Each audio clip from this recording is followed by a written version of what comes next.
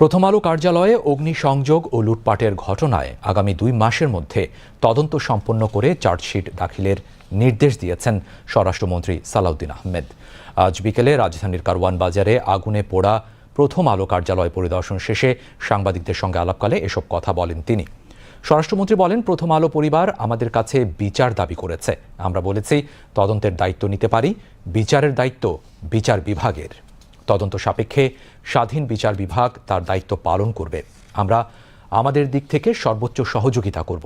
এ সময় পররাষ্ট্রমন্ত্রী ডক্টর খলিলুর রহমান ও প্রধানমন্ত্রীর নীতি ও কৌশল বিষয়ক উপদেষ্টা ডাক্তার জাহিদুর রহমান উপস্থিত ছিলেন।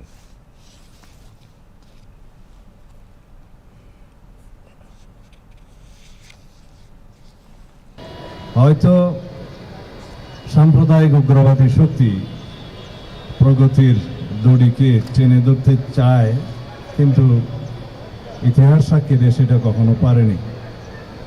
আমরা এই ঘটনার তীব্র নিন্দা তখন জানিয়েছি এবং সুষ্ঠু বিচারের জন্য পদক্ষেপ নিতে তখন দাবি করেছি, কিন্তু এখন প্রথম আলোর পরিবার এবং সাংবাদিক গোষ্ঠী, লেখক, বুদ্ধিজীবী, সাহিত্যিক সবারই একটা দাবি হচ্ছে এর সুষ্ঠু তদন্ত হতে হবে।